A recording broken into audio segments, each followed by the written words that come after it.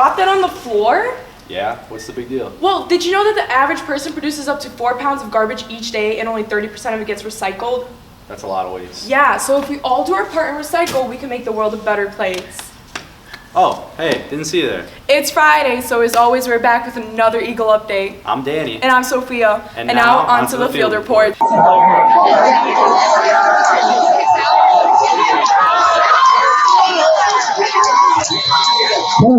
Senior Andrew Parisi, who's played football for Leyden for 4 years, is among the few athletes who has decided not to play a sport in college.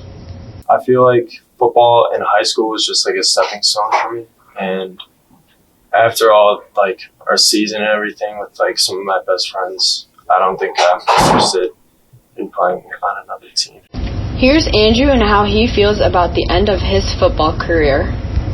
At the beginning, it felt like kind of a relief because it was over, but now looking back, it's kind of sad because I'll never experience that again. Even though Andrew isn't playing football in college, he has his future planned out.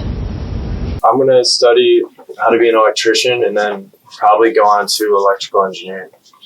Nicole Kelly, Solomia Pasternak, Eagle Update. This month, the library is offering food for fines. So the whole month of November, library's hosting this event called Food for Fines. It's playing off the Thanksgiving holiday that if you donate a non-perishable item like a can of beans, a box of mac and cheese, something like that, all your fines from the library, they are waived. And that means that then students can check out books again. A lot of students come to us, they can't check out books because they get a fine. This way, even if you just bring in one can of like a canned vegetable, you could have all of your fines waived.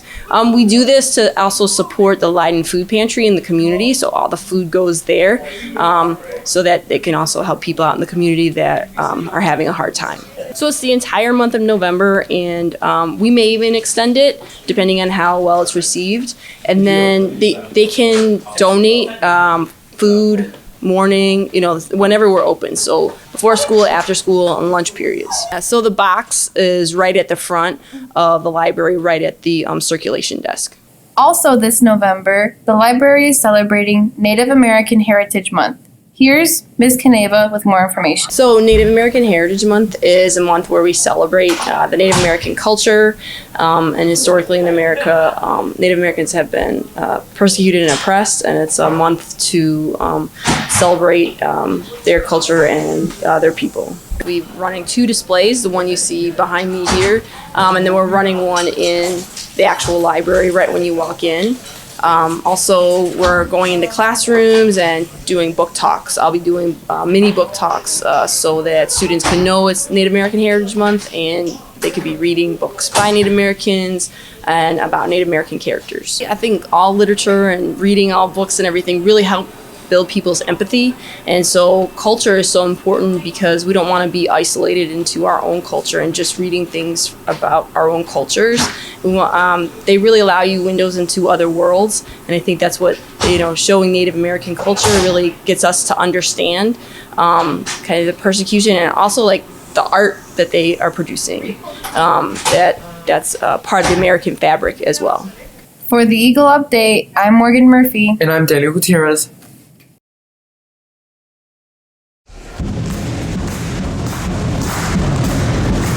For the longest time, the Fine Arts Department has presented tours to the partner schools. You may have remembered these performances while you were in middle school. Being with the whole band and just like being on the other side, because in middle school I saw the band perform and now I'm there, and just being able to perform and give the middle schoolers a good time. The tour showcases a symphonic band, chamber singers, orchestras, and arts. It runs during the fall and takes about 2 days. Favorite part is like when kids like are clapping for us and they're like all happy about us, like watching everything here. Directors and instructors hope that this will encourage incoming freshmen to find what they truly love at Leyden.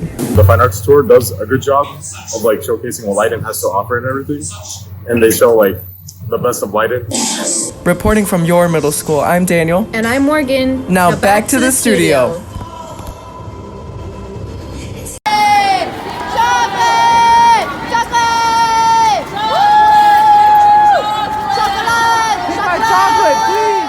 Chocolate, chocolate, get your chocolate. Last week on Saturday was the hot chocolate race, and many Leiden students volunteered.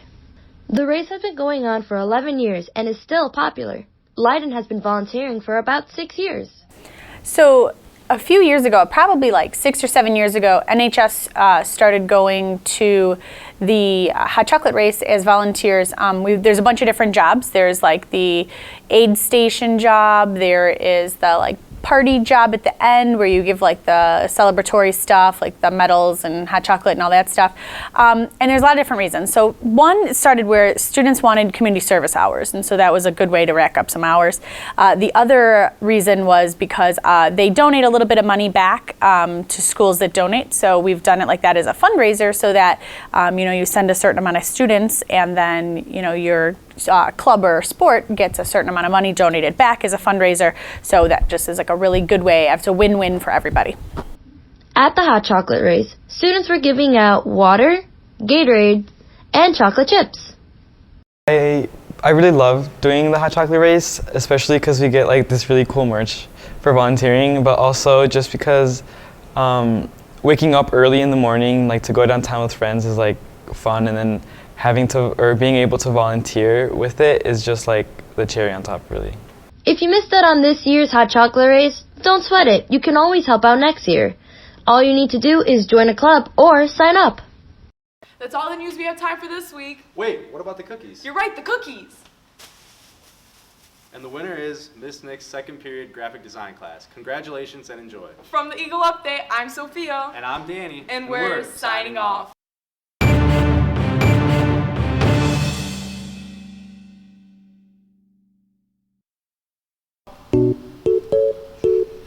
Come on!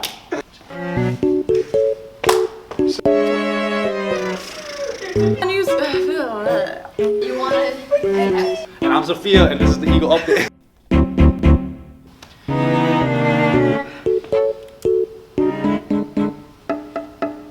Nick's second period graphic. Oh, I messed it up! So as always, we're back with another...